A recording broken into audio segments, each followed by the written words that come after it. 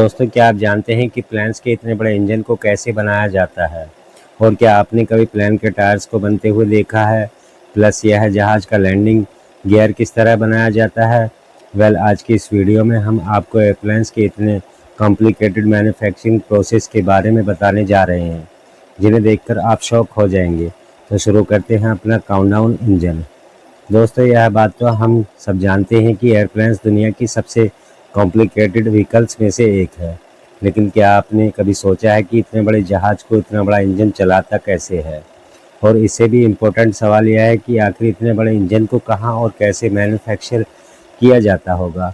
ये जो वीडियो आप देख रहे हैं, इसमें एक एयरप्लेन्स फैक्ट्री के अंदर बोइंग 777 के इंजन की मैन्युफैक्चरिंग दिखाई जा रही है। किसी भी प्लेन का इंजन बनाने के लिए सबसे पहले इंजीनियर कंप्यूटर पर इसका मॉडल बनाते हैं और इसके एक एक पार्ट को डिटेल में मेंशन किया जाता है ताकि रियल पार्ट्स बनाने में आसानी हो। इसके बाद बारी आती है इंजन के पार्ट्स को इकट्ठा करने की। आपको बताता चलूँ कि दुनिया में जितने भी एयरप्लेन्स बनाए जाते हैं, इनके इंजन पार्ट्स अमेरिका से इंपोर्ट किए जाते हैं। इंजन के ज़्यादातर पार्ट्स को हाई क्वालिटी एल्यूमिनियम से बनाया जाता है। इसके लिए सबसे पहले छोटे छोटे पार्ट्स पर लेजर प्रिंटिंग की जाती है और फिर एक ड्रिलिंग मशीन की मदद से जहां जहां सुराख करने की ज़रूरत होती है वहां होल्स बनाए जाते हैं ताकि पार्ट्स की फिक्सिंग करना आसान हो जाए। इसके बाद इंजीनियर्स कंप्यूटर पर बनाए हुए खाके की मदद से पहले इसे फिक्स करते हैं और इस बात को यकीनी बनाया जाता है कि रटर के अंदर से गैसेज और हवा ठीक से एडजस्ट हो रही है। इसके बाद बहुत से वर्कर्स कन की मदद से इंजन के हैवी पार्ट्स को एक दूसरे के ऊपर फिक्स करते हैं। यह इंजन पार्ट्स ह्यूज तो होते ही हैं, साथ साथ इतने वजनी होते हैं कि इन्हें उठाना किसी इंजन के बस की बात नहीं, इसलिए इन्हें कन की मदद से ही फिक्स किया जाता है। इसके बाद इस जॉइंट इंजन के अंदर टरबाइन ब्लेड्स फिक्स करने की बारी आती है। वर्कर एक एक ब्लेड को हाथों से जोड़ते हैं और जैसे कि आप देख सकते हैं, जब यह टरबाइन तैयार हो जाती है तो किसी मानसर से कम नहीं लगती। फिर इसके अंदर सैकड़ों वायर्स फिट की जाती हैं ताकि इंजन के छोटे छोटे पार्ट्स को भी प्रॉपर कनेक्शन मिल सके। जब सारा प्रोसीजर कंप्लीट हो जाता है तो फिर इंजन की टेस्टिंग की जाती है।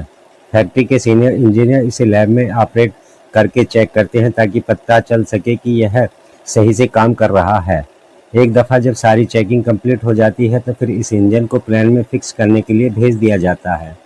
आपको बताता चलूँ कि प्लेन इंजन को कम से कम 150 से 200 इंजीनियर्स मिलकर डिजाइन करते हैं, जिनमें एरोडायनेमिक, इलेक्ट्रॉनिक्स, कंबक्शन मैकेनिकल और मटेरियल एक्सपर्ट शामिल होते हैं।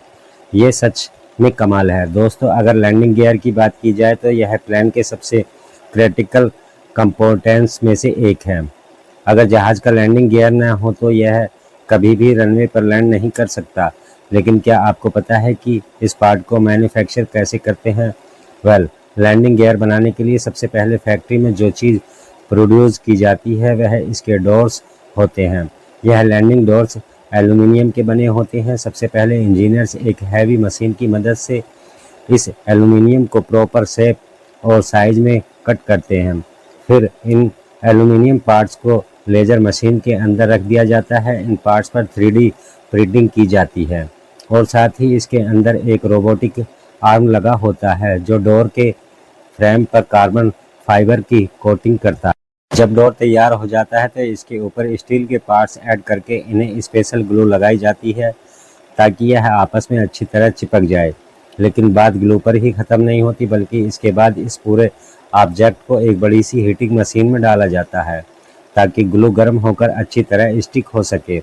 और जब यह डोर ठंडा होता है तो हर चीज़ को नट्स की मदद से फिक्स किया जाता है। डोर तैयार करने के बाद लैंडिंग गियर मैन्युफैक्चर करने की बारी आती है। यह एक एल्यूमिनियम का बना हुआ बड़ा सा स्ट्रक्चर होता है जिसके अंदर बहुत से पार्ट शामिल होते हैं। फर्स्ट ऑफ ऑल, इंजीनियर्स इस गियर का एक कंप्यूटराइज्ड मॉडल तैयार करते हैं और फिर इसके मुताबिक पार्ट्स जोड़ना शुरू करते हैं। सबसे पहले इन पार्ट्स पर लेजर की मदद से ड्रिलिंग की जाती है ताकि नट्स फिक्स किए जा सके। वर्कर्स लैंडिंग गियर के नट्स और बुलेट्स स्क्रू की मदद से फिक्स करते हैं और इस काम के लिए भी मशीन्स की मदद ली जाती है। इस दफ़ा जब लैंडिंग गियर का स्ट्रक्चर तैयार हो जाता है तो फिर एक वर्कर इस पर स्प्रे की मदद से पेंट करता है और पेंट होने के बाद वर्कर हाथों से लैंडिंग गियर के अंदर वायरिंग करते हैं ताकि इसे कनेक्शन दिया जा सके।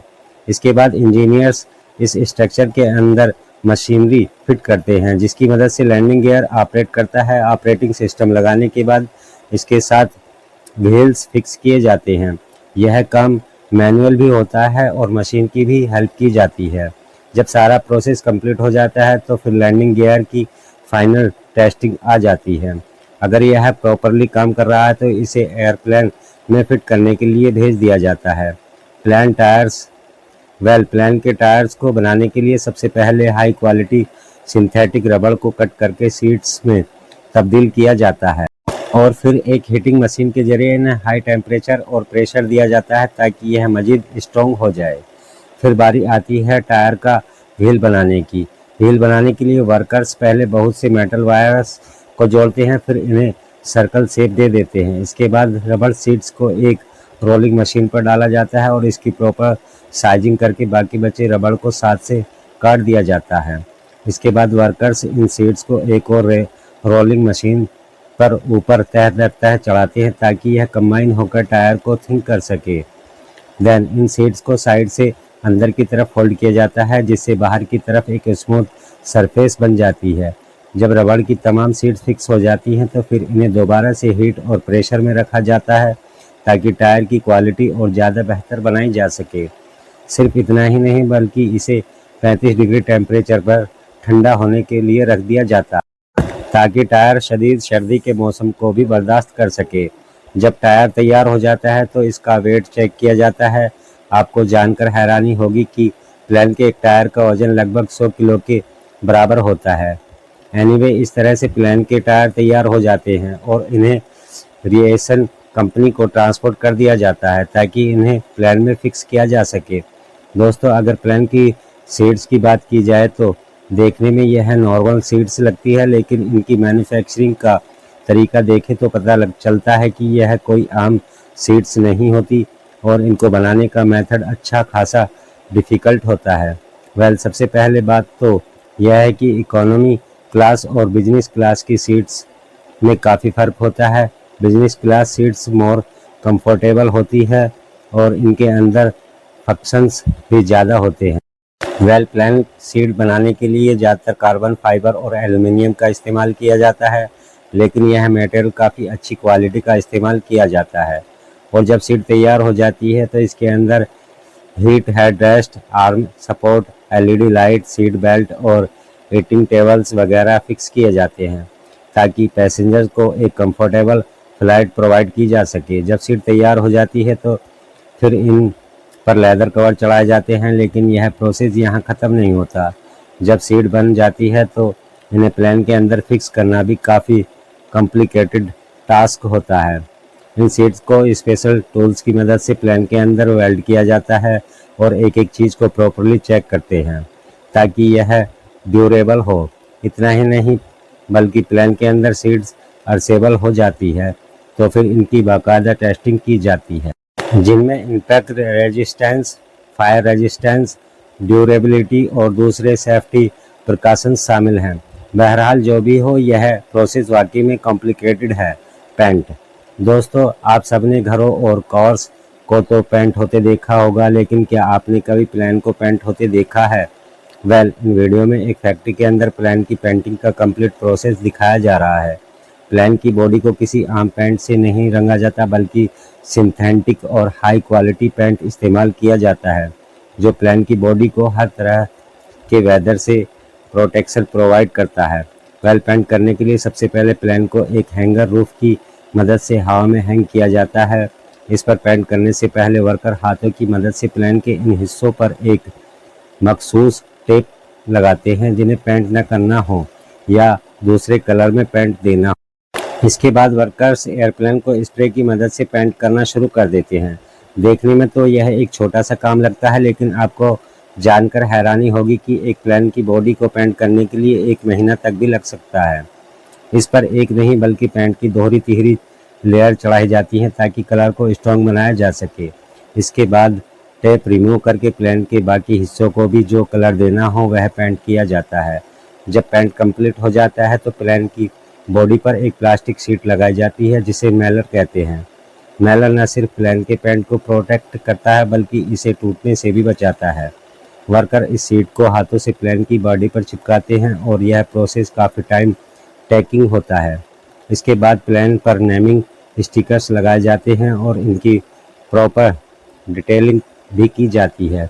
इस तरह एयरप्लेन की पेंटिंग का काम कंप्लीट हो जाता है और इसे ड्राई करके प्लेन मार्केट में जाने के लिए रेडी हो जाता है।